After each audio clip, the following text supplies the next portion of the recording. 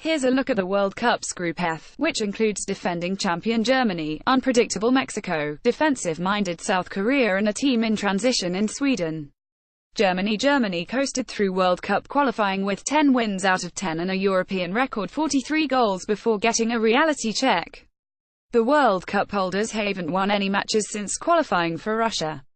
After drawing friendlies against England, France and Spain, Joachim Löw's team lost 1-0 to Brazil to end a 22-game unbeaten run, becoming the first team since Brazil in 1962 to defend their World Cup title. Now looks even trickier for the Germans. The first task for Löw's side will be to top Group F to avoid the likely second-round clash against Brazil. Here's a closer look at the Germany team. Coach Löw was assistant coach to Jürgen Klinsmann during Germany's summer fairy tale hosting of the 2006 World Cup and was promoted to the top job after its third-place finish. Löw favors a fast-paced possession-based game, pressing opponents to recover the ball and switching quickly from defense to attack. Löw hasn't been afraid to test young talent, and Germany's strength and depth means one of his hardest tasks is leaving players out of the 23-man squad. Goalkeepers. The biggest concern is captain Manuel Neuer's fitness.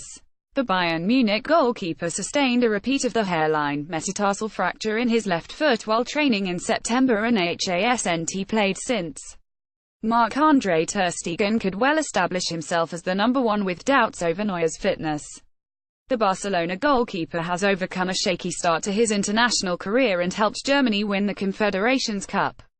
Defenders. Bayern defender Jerome Boateng faces a race to be fit with a thigh injury sustained in the Champions League semi-finals against Real Madrid in April. Bayern teammate Niklas Süle would be an able replacement to partner Mats Hummels in the centre. Another Bayern player, Joshua Kimmich, has emerged to soften the blow of Philipp Lahm's retirement at right back.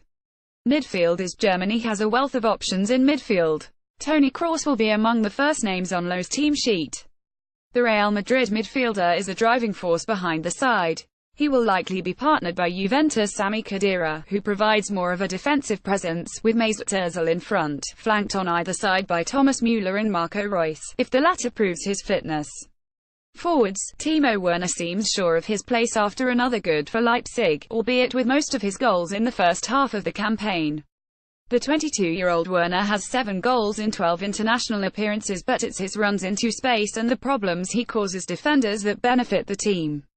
Löw will likely bring one of Mario Gomez or Sandro Wagner as a more experienced option for Werner, while Mario Götze is another option to play up front following a disappointing for Dortmund. Mexico. Mexicans can never be sure who will be playing for the national team under Juan Carlos Osorio. A different lineup has been deployed by Osorio in all 44 games in charge, and now players are starting to question the tactical tinkering going into the World Cup. Osorio, who replaced fan favorite Miguel Herrera in 2015, isn't budging. The Colombian has no plans to change the strategy because it carried Mexico to the World Cup as the top-placed team in CONCACAF qualifying for the first time in 2 decades. Progress for Mexico at the World Cup would be reaching the quarter-finals after failing to advance from the round of 16 at 6 successive editions. Only when the Mexicans hosted the World Cup did they make the last 8, in 1970 and 1986. Here's a closer look at the Mexico team. Coach Osorio, a former conditioning coach at Manchester United under Alex Ferguson, won 4 league titles in Colombia and was managing Sao Paulo before taking over his first job as a national coach with Mexico in 2015. Osorio's success in Colombia, where he won the championship with Once Caldas and 3 more with Atlético Nacional, was based on the same tactical fluidity that he brought to Mexico. His 44 games with Mexico have seen 29 wins, 8 draws and 7 losses. Goalkeepers. Guillermo Ochoa, who has made 92 appearances since his international debut in 2005, is renowned in Mexico for an outstanding save from Neymar's header at the 2014 World Cup. The 32-year-old Memo, who plays for Standard Liège in Belgium, will be making the World Cup trip, but he might not be guaranteed to start every game. Osorio is considering using Jesus Corona or Alfredo Talavera in the final Group F game against Sweden because Ochoa can struggle dealing with crosses. Defenders. Probably the weakest link on the team. Hector Moreno, who plays for Real Sociedad after a brief stint with Roma, is the strongest component of the back line. Osorio likes to play with 3 centre-backs, but only Moreno is a guaranteed starter. Nestor Arroyo of Santos is uncertain for the tournament after sustaining a knee injury in March, while Carlos Salcedo injured his collarbone in the same match and is racing to be fit for Russia. Midfielders. This department is the team's strength. Hirving Lozano, who has scored 16 goals for PSV Eindhoven in the Dutch league, should start on the left wing. Carlos Vela, who joined Los Angeles FC from Real Sociedad last year, has the edge to start on the other flank rather than Jesus Corona of Porto. Andres Guardado Real Betis will play in the centre in his fourth World Cup alongside Hector Herrera. Forwards. Javier Chicharito Hernandez remains the main striker heading into the tournament, but Raúl Jiménez is having a strong with Benfica and giving the West Ham striker a run for his money. Oribe Peralta, who led Mexico to the gold medal at the 2012 London Olympics, is the third striker. Coach Osorio likes to use a formation with a withdrawn striker, a position where Galaxy star Giovanni Dos Santos, Marco Fabian and Rodolfo Pizarro are contesting the starting position. Sign up for Home Turf and get 3 exclusive stories every Sokol sports fan must read, sent daily. Subscribe here. South Korea progress. For South Korea's players will be avoiding being pelted with candy again on the return from the World Cup. After enduring 3 poor performances by the team in Brazil 4 years ago, fans were waiting at Incheon International Airport to make their anger felt.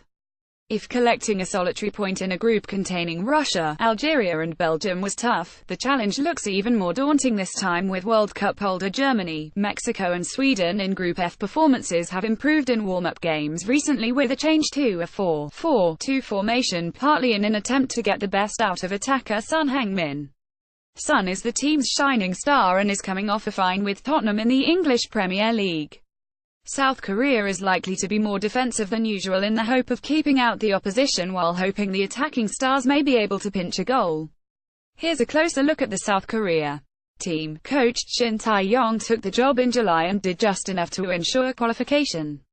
Shin's coaching reputation was forged during the 2010 Asian Champions League title triumph with K-League team Seongnam Ilhwa Chunma, which led to him comparing himself to Jose Mourinho.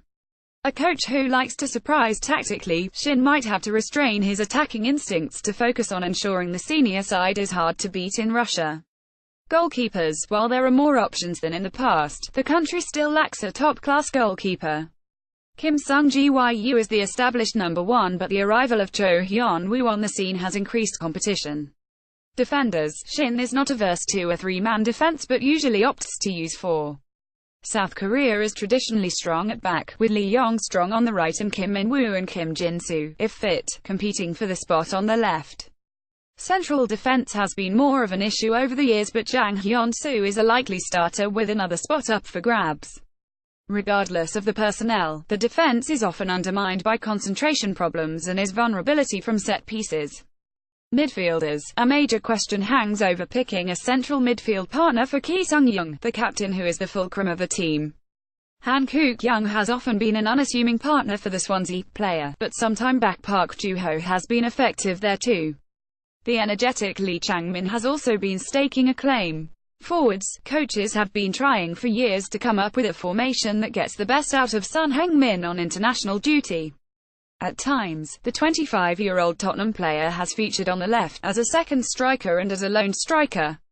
It looks as if Son will start as part of a 2-pronged attack with the other 3 forwards in the squad vying to partner him. Sweden has shed its major distraction, Zlatan Ibrahimovic isn't coming back for the World Cup. The Galaxy striker retired from international duty in 2016 after scoring a record 62 goals in 116 games. The Swedes have moved on from the 36-year-old Ibrahimovic. Playing more as a team, they are a tighter and more efficient unit, as shown when they kept 2 clean sheets against Italy to advance to the World Cup via the playoffs. They beat France in their qualifying group and were undefeated at home. From having a lineup defined by one player, Sweden is now a team without superstars. Here's a closer look at the Sweden team. Coach Janne Andersson took charge after the European Championship in 2016 as the replacement for Erik Hamrén, following a coaching career based solely with Swedish clubs. The 55-year-old Andersson values organisation above everything and has made the national team defensively strong and a force on the counter-attack. Goalkeepers. Robin Olsen has established himself as the starting goalkeeper heading into the World Cup, having opted to play for Sweden over Denmark, where his parents were born. He is tall and lean, standing at 6 feet 6. Defenders. Ibrahimovic's decade-long reign as Sweden's Player of the Year ended last year when national team captain Andreas Granqvist won the Golden Baller award for the first time. Those who voted for Granqvist, 33, might have been influenced by the centre-back's stoic display in the two-legged playoff victory over Italy, which earned him a last chance to play at a World Cup. Midfielders. Emil Forsberg, a quick attacking midfielder who usually starts on the left wing, is the team's standout player and has become a big name in the German league because of his form for Leipzig. Sebastian Larsson is the other high-profile player in the midfield, having played for the national team for a decade and in the Premier League with Birmingham and Sunderland after starting his professional career at Arsenal. Forwards. Marcus Berg leads the forward line in the absence of Ibrahimovic and scored 8 goals in qualifying. He remains key to Sweden's plans despite being out of the limelight, at least to European audiences, following his decision to join Al Ahly in the United Arab Emirates from Greek team Panathinaikos in the 2017 off-season. Ola Toivonen plays just off Berg and scored Sweden's best goal in qualifying, an effort from near halfway to beat France 2-1. Group F schedule. All times PT Sunday, Germany vs. Mexico, 8 a.m. Monday, Sweden vs. South Korea, 5 a.m. June 23, South Korea vs. Mexico, 8 a.m. Germany vs. Sweden, 11 a.m. June 27, Mexico vs. Sweden, 7 a.m. South Korea vs. Germany, 7 a.m.